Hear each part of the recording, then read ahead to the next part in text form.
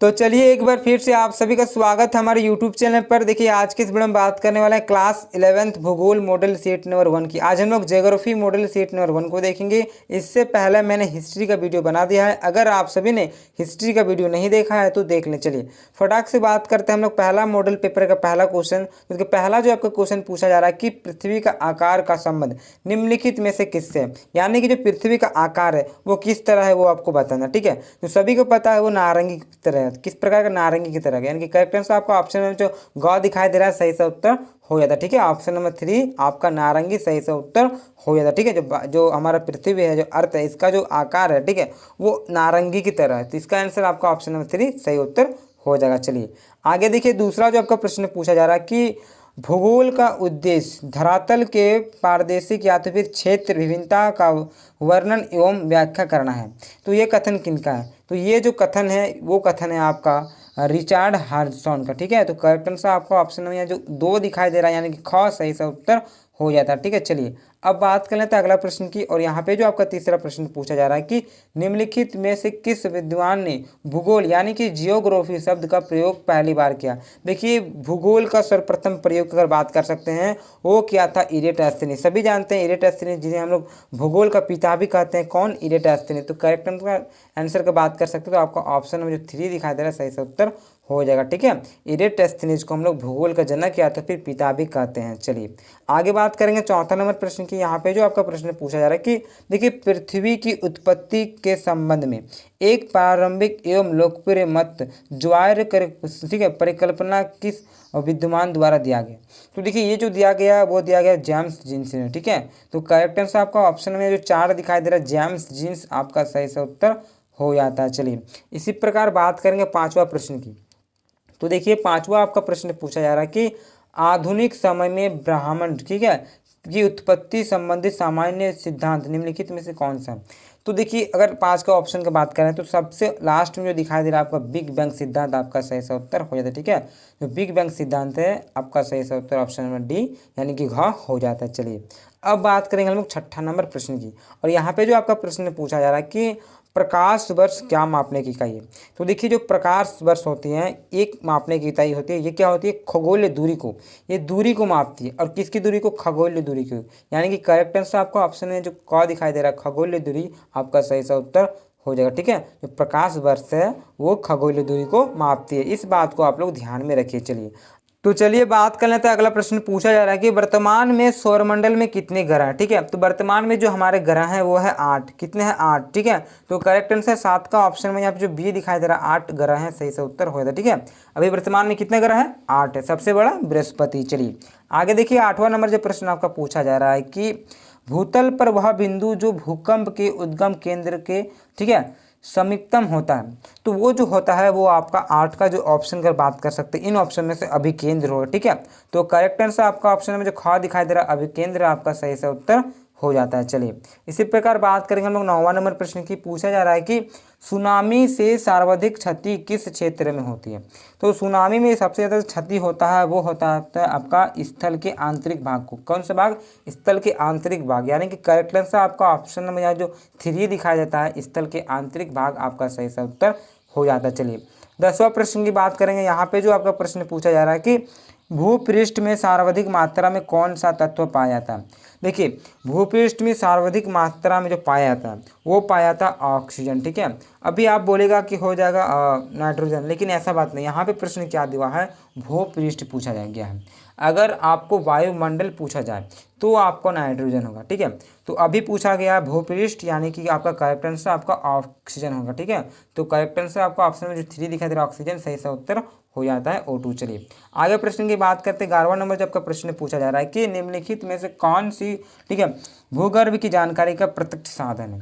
तो देखिए प्रत्यक्ष साधन पूछा गया। ठीक है, तो वो होगा आपका ज्वालामुखी। ठीक है, तो करेक्ट आंसर आपका ऑप्शन में जो 3 दिखाई दे रहा है ग आपका सही सा उत्तर हो जाएगा। ठीक है, देखिए छोटा मोटा टाइपिंग मिस्टेक बार बार यहाँ पे आपको दिखाई मिल रहा है, यहाँ भी कहो यहाँ भी कहो, तो ऐसी होती है। तो कोई बात नहीं, आप डायरेक्टली आंसर को याद रखिए, क्या होगा?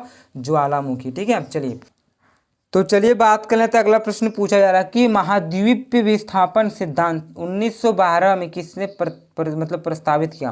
तो देखिए वो जो किए थे आपका ऑप्शन में जो ए दिखाई दे रहा है अल्फ्रेड, ठीक है, वेगनर आपका सही उत्तर हो जाता है। ठीक है, जो 1912 में जो ये प्रस्तावित किए थे वो किए थे अल्फ्रेड ठीक है, वेगनर।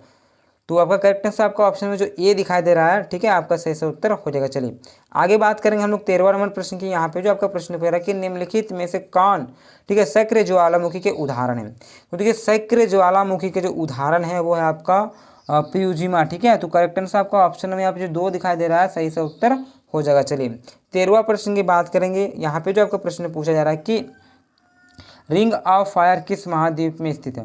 तो देखिए रिंग ऑफ फायर जो है ना वो आपका प्रशांत महासागर में स्थित है। कहाँ पे? प्रशांत महासागर, यानी कि करेक्ट आंसर आपका ऑप्शन में जो 4 दिखाई दे रहा घ आपका सही से उत्तर हो जाता है। चलिए इसी प्रकार 15वां नंबर के प्रश्न की बात करेंगे। यहाँ पे जो आपका प्रश्न पूछा रहा है कि ठीक है, प्लेट द्विवर्तनीय सिद्धांत के अनुसार पृथ्वी का स्थल भाग मुख्यतः कितने प्लेटों में विभक्त है। तो देखिए वो जो हो जाएगा आपका 7 भागों में। कितने भागों में? 7 भागों में, यानी कि 15 का ऑप्शन में जो 3 दिखाई दे रहा है आपका 7 भागों में सही से उत्तर हो जाता है। चलिए आगे बात करेंगे 16वां प्रश्न की। और यहाँ पे जो आपका प्रश्न पूछा जा रहा है कि हिमालय पर्वत की उत्पत्ति किस सागर से हुई है।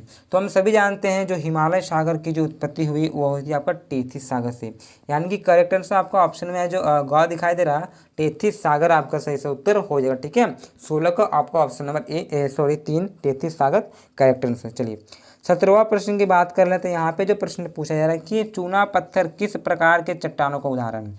तो देखिए आपका चूना जो पत्थर है ना वो आपका हो जाता है अवसाद्य चट्टान। क्या होता है? अवसाद्य चट्टान, यानी कि 17 का ऑप्शन में यहाँ पे जो बी यानी कि ख दिखाई दे रहा है सही सा उत्तर हो जाता है। चलिए आगे देखिए बात करेंगे 18वां नंबर प्रश्न की। यहाँ पे प्रश्न पूछा था कि खनिज तेल मुख्यतः किस प्रकार के चट्टान में पाए जाते हैं।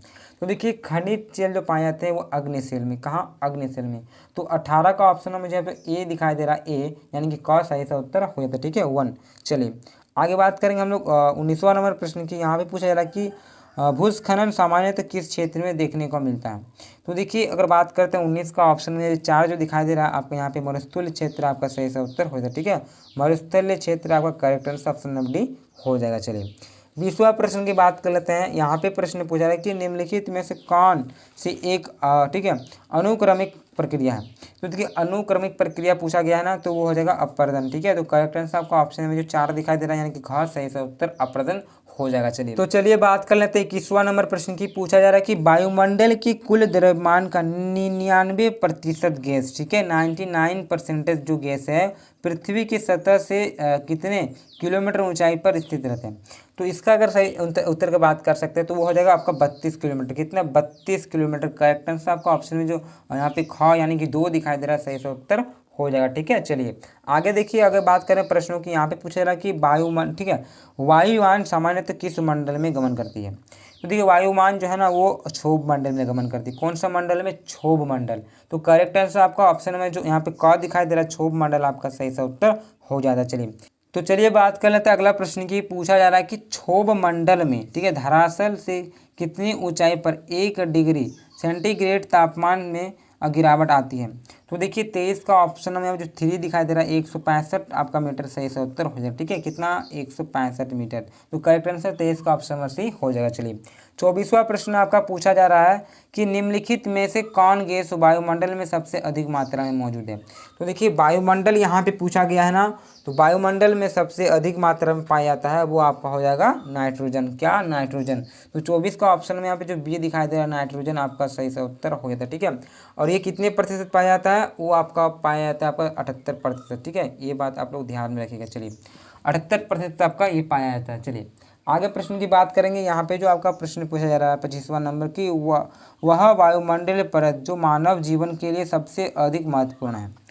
तो वो आपका है वो समताप मंडल। कौन सा मंडल? समताप मंडल। करेक्ट आंसर आपका ऑप्शन में जो क दिखाई दे रहा है सही से उत्तर हो जाएगा। चलिए आगे देखिए बात करेंगे। प्रश्न पूछा जा रहा है कि किस मंडल में सभी मौसमी क्रियाएं घटती हैं।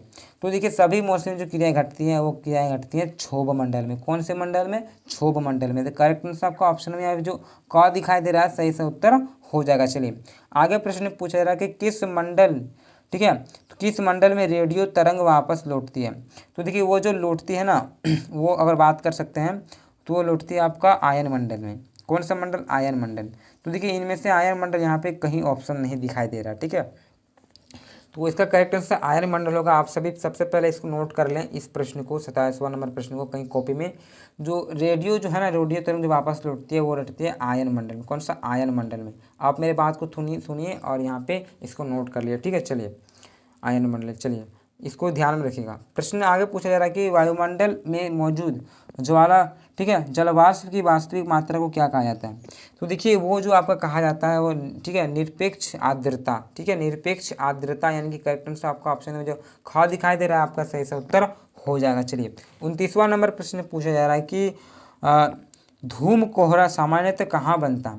तो देखिए धूम कोहरा जो बनता है, कोहरा यानी कि धुआं वहाँ वगैरह बात हो रहा है, तो आपका फैक्ट्रियों में बनता है। कहाँ पे? फैक्ट्रियों में। फैक्ट्री जिसको लोग उद्योग बोलते हैं। तो 29 का आपका ऑप्शन में जो 4 दिखाई दे रहा है औद्योगिक क्षेत्र आपका सही से उत्तर हो जाएगा, ठीक है। चलिए 30वां नंबर प्रश्न पूछा जा रहा है कि इनमें से कौन सा बादल सबसे अधिक ऊंचाई पर बनती है? तो देखिए वो जो बनता है वो बनता है आपका ठीक है, पक्षाप बादल, ठीक है। तो करेक्ट आंसर आपका ऑप्शन में जो क दिखाई दे रहा है पक्षाप बादल आपका सही से उत्तर हो जाएगा। चलिए आगे देखिए प्रश्न पूछा जा रहा है कि संवहन वर्षा मुख्यतः किस क्षेत्र में होती है? तो देखिए वो जो होती है वो होती है विषुवत क्षेत्र में। तो करेक्ट आंसर आपका ऑप्शन में जो दिखाई दे रहा है 3 घ आपका सही से उत्तर हो जाएगा। तो चलिए बात कर लेते हैं अगला प्रश्न की। पूछा जा रहा है कि मानव के लिए वायुमंडल का सबसे महत्वपूर्ण घटक निम्नलिखित में से कौन सा है? तो 32 का ऑप्शन में अब जो क दिखाई दे रहा है जलवाष्प आपका सही से उत्तर हो जाएगा, ठीक है, ऑप्शन नंबर क। चलिए अगला प्रश्न की बात करेंगे। पूछा जा रहा है कि निम्नलिखित में से वह कौन सा प्रक्रिया है जिसके द्वारा, ठीक है, जल द्रव्य से गैस में बदल जाता है? यानी कि क्या होता है कि जो जल है ना, जल द्रव्य से क्या बन जाता है? गैस में, यानी कि उड़ जाता है हवा बन के। तो किस में होता है? वाष्पीकरण में, ठीक है। तो करेक्ट आंसर आपका ऑप्शन में जो ख दिखाई दे रहा है सही सा उत्तर हो जाता है वाष्पीकरण। तो ये प्रश्न आप लोग क्लास 9 या तो फिर 8, 7 में से पढ़ते आ रहे हैं। तो सिंपल सी बात है, आपका ऑप्शन में जो 2 दिखाई दे रहा है वाष्पीकरण में क्या होता है? जल वाष्प बन के उड़ जाता है, यानी कि गैस बन जाता है। करेक्ट आंसर ऑप्शन नंबर ख। चलिए आगे देखिए 34वां नंबर प्रश्न पूछा जा रहा है कि चक्रवाती वर्षा सामान्यतः किन क्षेत्रों में अधिक होती है? तो देखिए चक्रवाती जो होती है ना वो होती है आपका तटीय क्षेत्र में। कौन सा? वो आपका तटीय क्षेत्र में। करेक्ट आंसर आपका ऑप्शन में जो 4 दिखाई दे रहा है सही से उत्तर हो जाएगा। चलिए 35वां प्रश्न आपका पूछा जा रहा है कि भूमध्य सागरीय वर्षा सामान्यतः होती है?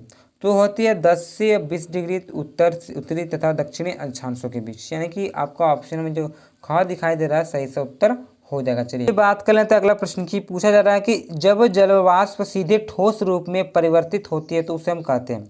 तो देखिए उसे हम लोग कहते हैं ऊर्ध्वपातन, ठीक है। तो करेक्ट आंसर आपका ऑप्शन में जो क दिखाई दे रहा है ऊर्ध्वपातन आपका सही सा उत्तर हो जाएगा। चलिए 37वां प्रश्न की बात करेंगे। यहाँ पे जो आपका प्रश्न पूछा जा रहा है कि जैव विविधता का संरक्षण, ठीक है, निम्न में से किससे महत्वपूर्ण है? तो किसके लिए महत्वपूर्ण है? वो आपके पौधों के लिए भी होगा, ठीक है, जंतुओं के लिए भी होगा और पौधे प्राणियों के लिए भी होगा, यानी कि सही से उत्तर बात कर सकते हैं। तो ऑप्शन में जो 4 दिखाई दे रहा है ये सभी के सभी आपके सही उत्तर हुए थे, ठीक है। चलिए आगे बात करेंगे 38वां नंबर प्रश्न की। पूछा जा रहा है कि भारत में वन्य जीव सुरक्षा अधिनियम कब पारित किया गया?